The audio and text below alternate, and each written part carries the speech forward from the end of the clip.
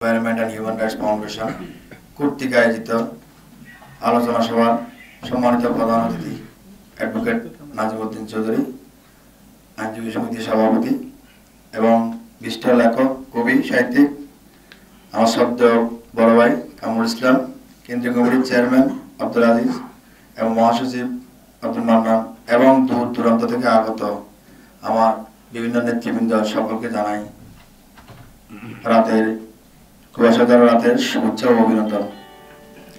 আসলে এই মানবাধিকার দিবসটাকে উপলক্ষ করে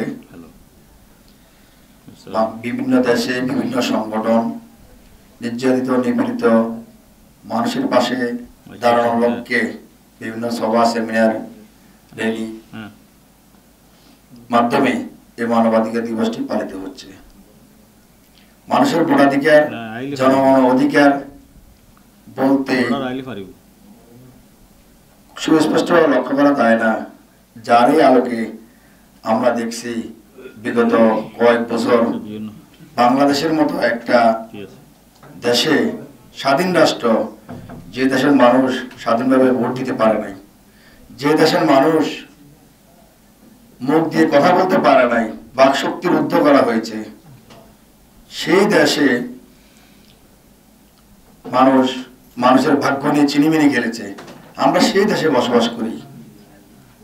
তারই আলোকে আজকে 5 আগস্ট বাংলাদেশে অনেক ছাত্র জনতার রক্তের উপর দিয়ে দেশ নতুনভাবে স্বাধীন হয়েছে। আসলে কি আমরা স্বাধীনতা পেয়েছি? আমার তো মনে হয় না।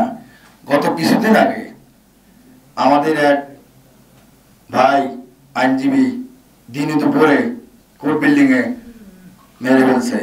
এটা কি মানবাধিকার? আমরা কোন দেশে বসবাস করি?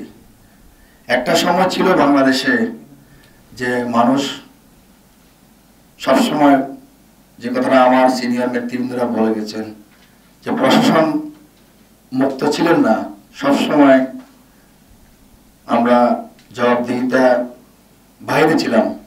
আমরা আজকে এই বিশ্ব মানবাধিকার দিবস উপলক্ষে বলতে চাই, আমরা অন্ততপক্ষে, আমাদের তো বেশি চাওয়া নেই, আমরা খেয়ে দিয়ে বাঁচতে চাই, আমাদের আর কোনো কিছু চাওয়ার নাই। এক শ্রেণী মানুষ দেখা যাচ্ছে আন্তর্জাতিক পরিস্থিতির কথা বলে মানুষের নিত্য প্রয়োজনীয় জিনিসের দাম বাড়িয়ে দিচ্ছে, প্রচুর কোটি কোটি টাকা তারা কামিয়ে নিচ্ছে, যার ফলে আমাদের মানুষের জীবনযাত্রার মান নাবিশ্বাস হয়ে যাচ্ছে।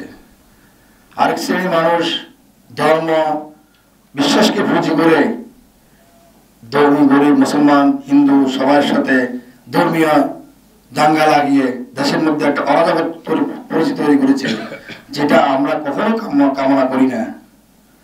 অন্যদিকে দেখা যাচ্ছে বাংলাদেশের রাজনৈতিক দোহাই দিয়ে, যেটা আমাদের নেতৃবৃন্দরা বলে গেছেন, দোহাই দিয়ে মানুষের বিটি বাড়ি দখল করে নিয়ে যাচ্ছে। আজকে এ আছে, কালকে ও আছে। আমরা তো এরকম চাই না। রাজনীতি করা প্রত্যেকের নৈতিক অধিকার, যে যার দল করবে সেটা তার নিজস্ব ব্যক্তিগত। আমরা চাই মানবাধিকার দিবস উপলক্ষে মানুষের ন্যায় বিচার প্রতিষ্ঠা করতে আমাদের এখানে যারা আসছে সকলের কাছে অনুরোধ, আমরা শুধু সভা সেমিনার নিয়ে নয়, আমরা ব্যক্তিগতভাবে আমার পাশের লোকটা আসলে সে কি বিপদে আছে তার একটু খোঁজ খবর নেওয়া, এটা হচ্ছে একটা মানবাধিকার। আমার লোকটা বিপদে পড়ছে, আমি যদি ঘরে বসে থাকি সে বিপদে পড়ছে, তাহলে তার প্রতি তো আমার কোনো দায়িত্ব পালন করলাম না, তাহলে আমি কিসের মানবাধিকার করি?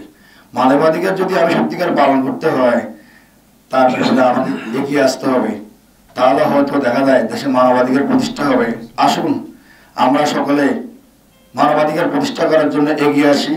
দেশের ন্যায় বিচার প্রতিষ্ঠা হোক, দেশ প্রশাসন মুক্ত হোক, যাতে কেউ অযথা হয়রানি না শিকার না হয়, যেন দ্রব্যমূল্য সকলের নিয়ন্ত্রণের মধ্যে থাকে, আমরা যেন সকলে ভালোভাবে জীবনযাপন করতে পারি। আর সর্বশেষে আমি আমার শ্রদ্ধেয় বড় ভাই নাজিমউদ্দিন ভাই আমি যথেষ্ট সম্মান করি।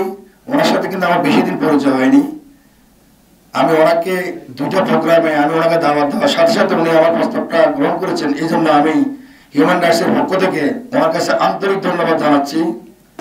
আর পাশাপাশি আমার বড় ভাই কামরুল ভাই, আপনার সঙ্গে খুশি হবেন, আমরা এই কামরুলের মাধ্যমে এই হিউম্যান রাইটসের